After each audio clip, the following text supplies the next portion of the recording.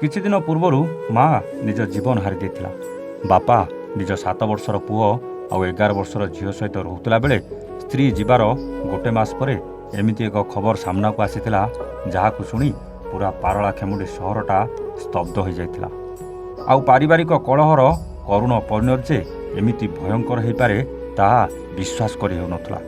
Hello hi ନମସ୍କାର, story with ପ୍ରତାପର ଆଉ ଏକ ନୂଆ କାହାଣୀକୁ ଆପଣଙ୍କୁ ସ୍ୱାଗତ। ଗଜପତି ଜିଲ୍ଲା ପାରଳାଖେମୁଣ୍ଡି ସହରରେ ରହୁଥିଲେ ସୁଭାଶିଷ ପାଣିଗ୍ରାହୀ, ତାଙ୍କ ପତ୍ନୀ ଆଉ 7 ବର୍ଷର ପୁଅ ସହିତ 11 ବର୍ଷର ଝିଅ।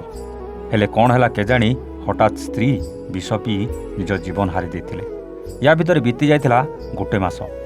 ଆଉ ଏଇ ଗୋଟେ ମାସ ପରେ ବାପା ନିଜର 2 ଛୁଆକୁ ବିଷ ଦେଇ ନିଜେ ମଧ୍ୟ ବିଷ ପିଇ ଦେଇଥିଲେ। କୌଣସି ପ୍ରକାରେ ଖବର ପାଇ ବାପା ଆଉ 2 ଛୁଆଙ୍କୁ ପାରଳାଖେମୁଣ୍ଡି ଡାକ୍ତରଖାନାରେ ଭର୍ତ୍ତି କରିଥିଲେ। ଆଉ ଡାକ୍ତର ଅନେକ ଚେଷ୍ଟା ପରେ ପୁଅର ମୃତ୍ୟୁ ହୋଇଯାଇଥିଲା। ଶେଷରେ ଝିଅ ଆଉ ବାପାକୁ ବ୍ରହ୍ମପୁର MKCG ମେଡ଼ିକାଲ କଲେଜକୁ ସ୍ଥାନାନ୍ତର କରିଥିଲେ। ହେଲେ ସେଠାରେ ମଧ୍ୟ ଝିଅର ମୃତ୍ୟୁ ହୋଇଯାଇଥିଲା।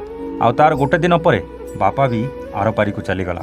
ଆଉ ପୁରା ପରିବାରଟା ଯେମିତି ସଫା ହୋଇଯାଇଥିଲା। ଏହାର କାରଣ କ'ଣ ଜାଣିଛନ୍ତି? କେବଳ ପାରିବାରିକ କଳହ। ଆଉ ଏହି ପାରିବାରିକ କଳହ ଏତେ ଭୟଙ୍କର ହୋଇପାରେ ତାର ଜ୍ୱଳନ୍ତ ଉଦାହରଣ ହେଉଛି ଏହି ଘଟଣା। ଦର୍ଶକ ବନ୍ଧୁ, କଥାରେ ଅଛି ସଂସାର ଭିତରେ ଘର କରିଥିଲେ ପଥର ପଡ଼ିଲେ ସହି। କାହା ଘରେ ଝଗଡ଼ା ହୁଏ ନାହିଁ କହିଲେ ଆଜ୍ଞା? କେଉଁ ସ୍ୱାମୀ ସ୍ତ୍ରୀ ଭିତରେ କଳହ ଲାଗନ୍ତିନି କହିଲେ ଆଜ୍ଞା? ତା ବୋଲି ନିଜ ହାତରେ ନିଜ ସଂସାରକୁ ଛାରକାର କରିଦେବେ? ମା ଯଦି ଆତ୍ମହତ୍ୟା କରି ଆରପାରିକୁ ଚାଲିଗଲା, ତେବେ ବାପା କ'ଣ ଠିକ୍ କଲା? ନିଜ ସହିତ ଯାହା କଲା ତ କଲା, ତାପରେ ନିରୀହ ଛୁଆ 2 ଜଣଙ୍କ ଜୀବନ ନେଇଗଲା। ସତ କହିଲେ ଏ କେମିତିକା ନୃଶଂସ ବାପା? ବାପା ସିନା ଏ ଦୁନିଆରେ ନାହିଁ ସତ, କିନ୍ତୁ ଏ ନିରୀହ ଛୁଆଙ୍କ ଜୀବନ ନେଇ ଜମା ବି ଠିକ୍ କରିନି। ସେ ଛୁଆଙ୍କର କ'ଣ ଦୋଷ ଥିଲା? ସେମାନେ ତ ଭଲ ଭାବେ ଜାଣିନଥିବେ ଏ ପରିବାର କଳହ କ'ଣ। ସେମାନେ କେବଳ ବାପା ମା ଛଡ଼ା ଆଉ କିଛି ବି ଜାଣିନଥିବେ। କିନ୍ତୁ ସେଇ ବାପା ହାତରେ ଯେ ନିଜେ ତାଙ୍କର ଜୀବନ ଚାଲିଯିବ, ସେ କଥା କ'ଣ ସେ ଜାଣିଥିଲେ?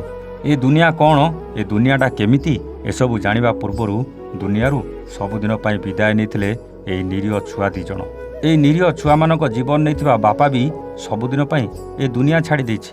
ତେଣୁ ଆଉ କାହାକୁ କ'ଣ କହିବି ମୁଁ ନିଜେ ବି ଭାବିପାରୁନି। ଆପଣ ଯଦି କିଛି ଭାବିପାରୁଥିବେ ତେବେ କମେଣ୍ଟ କରି ନିଶ୍ଚିତ ଜଣାଇବେ। ଆଜି ପାଇଁ ରହୁଛୁ। ଆମେ ପୁଣି ଆସିବୁ ଆଉ ଏକ ନୂଆ କାହାଣୀ ସହିତ ଷ୍ଟୋରି ୱିଥ୍ ପ୍ରତାପରେ। ସେତେବେଳେ ଯାଏ ନମସ୍ତେ, ଜୟ ଜଗନ୍ନାଥ।